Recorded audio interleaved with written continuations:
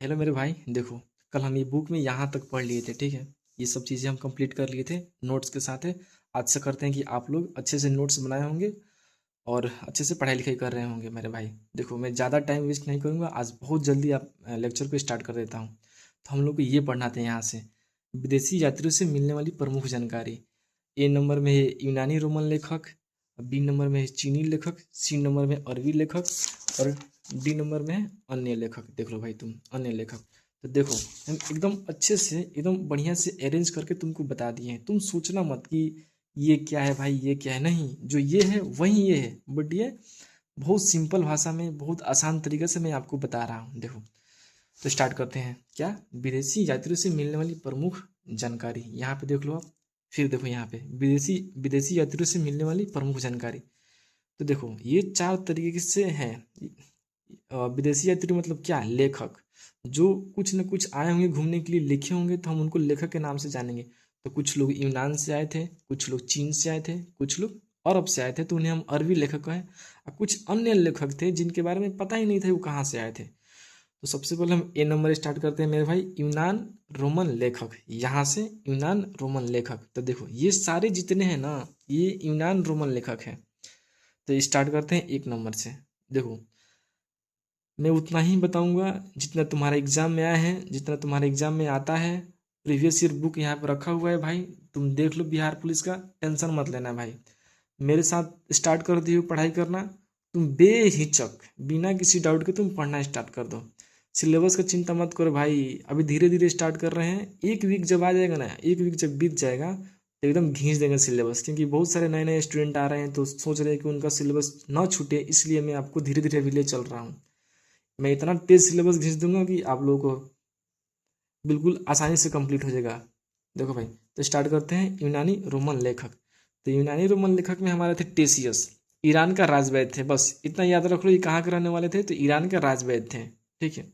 दो नंबर पे आओ, हेरोडेटस क्या है? तो इतिहास का पिता कहा जाता है हेरोडेटस को, और इनका एक पुस्तक था हिस्टोरिका। बहुत इंपॉर्टेंट है, एग्जाम वगैरह में आया जाता है कि इतिहास का पिता किनको कहते हैं, तो हेरोडेटस को कहते हैं, और उनका एक पुस्तक है हिस्टोरिका। जो यहाँ पे लिखा हुआ है, इतना बोर हो जाओगे पढ़ते पढ़ते, इसीलिए मैं एकदम सिंपल भाषा में लिख दिया हूँ, ताकि तुम आँख खोलो और तुमको दिख जाए पॉइंट क्या कह रहा है। तीन नंबर पर आ गया सिकंदर। सिकंदर जो था ना, यूनान का रहने वाला था, लेकिन ये लेखक नहीं था भाई। सिकंदर के साथ भारत में तीन लेखक आए थे, जिनका नाम था निर्याकस, आनेक्रिटस, आस्टियोबुलस। जो निर्याकस था ना, सिकंदर का जल सेनापति था। तो याद रख लेना भाई पॉइंट, हो सकता है क्वेश्चन आ जाए भाई, कहाँ से आ जाए इसका कोई गारंटी नहीं है।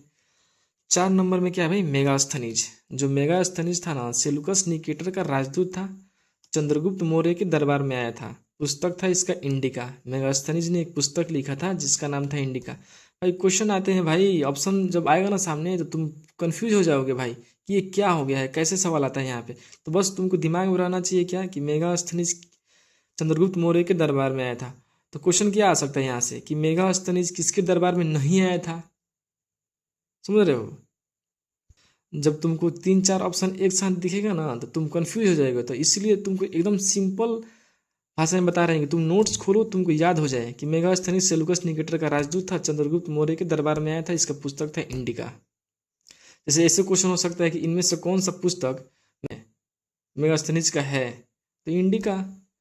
फिर पाँचवें नंबर पर आते हैं डाइमेकस, जो बिंदुसार के दरबार में आए थे। बस इतना ही याद कर लो। डायोनेसियस अशोक के दरबार में आए थे। टालमी, टालमी का पुस्तक का क्या नाम था? भारत का भूगोल। समझ में आ गया। प्लिनी, प्लिनी ने एक पुस्तक लिखा था जिसका नाम था नेचुरल हिस्ट्री। ठीक है।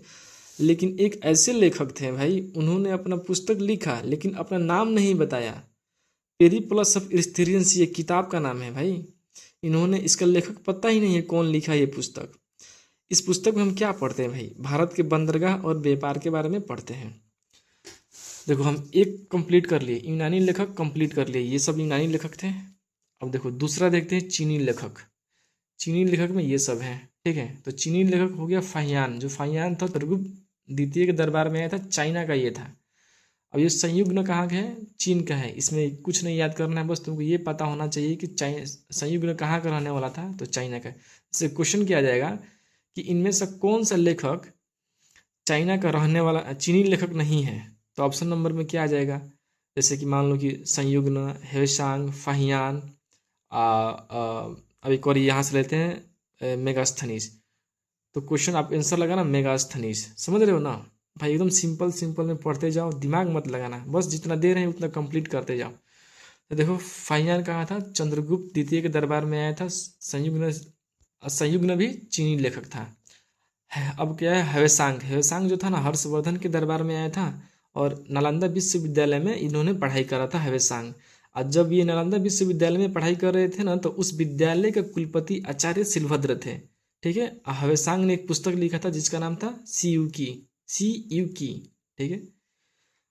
अब देखो 4 नंबर में आ गया हमारा ईर्ति सिंह। ईर्ति सिंह ने क्या किया था? तो नालंदा विश्वविद्यालय और विक्रमशिला विश्वविद्यालय का विवरण दिया। अब देखो कुछ ऐसे पॉइंट है जो आपके लूसेंट में नहीं है, लेकिन वो एग्जाम से काफ़ी इंपॉर्टेंट रोल निभाते हैं।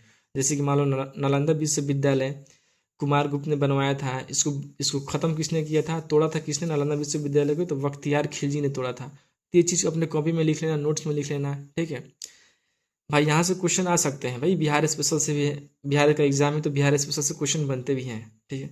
अब देखो 3 नंबर में यहाँ पे देखो अरबी लेखक, तो 3 नंबर में हम भी यहाँ पे देख लेते हैं अरबी लेखक।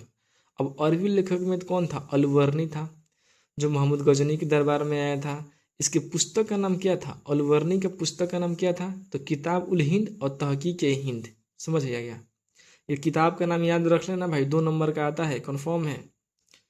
इब्न बतूता कहाँ गए भाई? अरबी लेखक है, इसका पुस्तक का नाम था रिहला। फिर कुछ ऐसे अन्य लेखक थे जिनके बारे में हमें कुछ पता ही नहीं था, तो कहाँ के रहने वाले थे? जैसे कि हो गए तारानाथ, ये तिब्बत के लेखक थे, इनके पुस्तक का नाम था कंगियूर और तंगियूर। फिर एक हो गए मार्को पोलो, इनका भी निवासी हमको पता नहीं है कहाँ के रहने वाले थे, बस याद कर लो कि ये भी एक लेखक थे जिन्होंने अपना भारत का इतिहास बताने में रोल निभाया था। अब थोड़ा सा पेज पलटते हैं भाई। देखो ये सब जो पॉइंट लिखा है ना, वहीं ये भी है, समझ रहे हो भाई? अब देखो, अब ये सब जो पॉइंट लिखा हुआ है, ये सब तो हमने बहुत ही आसान भाषा में यहाँ पे लिख दिया है मेरे भाई, यहाँ पे लिख दिया है, ठीक है। तो आज का लेक्चर बहुत छोटा है, बस आराम से कर लेना, एकदम धीरे धीरे हम करेंगे भाई, एकदम कछुए की चाल की तरह चलेंगे, घबराएंगे नहीं। बहुत ज़्यादा हम तुमको लेक्चर दे देंगे ना, तो तुम भी नहीं कर पाओगे, याद भी नहीं कर पाओगे। तो हम कह रहे हैं ना, धीरे धीरे आदत बना लो, 10 से 12 दिन में हम तुम्हारा इतना बढ़िया एवरेज कर देंगे ना भाई, इतना बढ़िया तुम्हारा स्पीड बूस्ट कर देंगे ना, तुम कहोगे क्या मास्टर बेटा है भाई, क्या भैया बेटा है, क्या बता रहे हैं। तो चलो देखते हैं। तो देखो अभी क्या पढ़ेंगे हम? पुरातत्व संबंधित साक्ष्य मिलने वाली जानकारी, पुरातत्व संबंधित साक्ष्य मिलने वाली जानकारी। देखो भाई ये कितना बोरिंग दिख रहा है, इसमें से तुम क्या पढ़ोगे, क्या छोड़ोगे? मैं उसी को इतना आसान भाषा में हम यहाँ पे लिख दिए ना भाई, एक भी क्वेश्चन नहीं छूटेगा। अगर कोई स्टूडेंट अच्छा से कर लेगा ना इसको भाई, एक भी क्वेश्चन नहीं छूटेगा एग्जाम में, ठीक है। अगर यहाँ से क्वेश्चन आ गया तो 1 नंबर का तो भाई कन्फर्म ही करेगा हमको, जहाँ तक लग रहा है। पुरातत्व शास्त्र का पितामह सर अलेक्जेंडर कनिंघम को कहते हैं, सर अलेक्जेंडर कनिंघम को कहते हैं। अब देखो बोगाज कोई अभिलेख कहाँ है भाई? तो एशिया माइनर में है, ये स्थान का नाम है एशिया माइनर। बस ये याद कर लो कि बोगाज कोई अभिलेख कहाँ है, तो एशिया माइनर में है, ठीक है। अब देखो हाथी गुफा अभिलेख में भारतवर्ष का सबसे पहला जिक्र किया गया था। तो किस अभिलेख में भारतवर्ष का सबसे प्रथम बार जिक्र किया गया था? तो हाथी गुफा अभिलेख में। अब ये क्या हो गया? भीतरी अभिलेख। भीतरी अभिलेख से क्या हमें पता चलता है? तो हुड़ जो जाति थे उनके आक्रमण की पता चलता है भीतरी अभिलेख से। फिर एक होता है एरड़ अभिलेख, ये जो छोटे छोटे अभिलेख हैं काफ़ी इनका मतलब एग्जाम में इंपॉर्टेंस रोल होता है इनका भी। तो एक होता है, एक हो गया एरल अभिलेख मेरे भाई। तो सती प्रथा का जानकारी मिलता है किस अभिलेख से? तो एरल अभिलेख से। देखो कितना सिंपल हम लिख दिए, एरल अभिलेख सती प्रथा। कोई पागले ना होगा भाई जो कहेगा कि हमको नहीं समझ में आ रहा है, चाहे दिक्कत कहीं हो रहा है। अब देखो कुछ इंपॉर्टेंट पॉइंट यहाँ पे लिखा गया है, यहीं से क्वेश्चन आया था यहाँ पिछले बार बिहार पुलिस में हम देखे थे PYQ में, ठीक है गाइज। यहाँ पे देखो बुक रखा हुआ है PYQ का, ठीक है।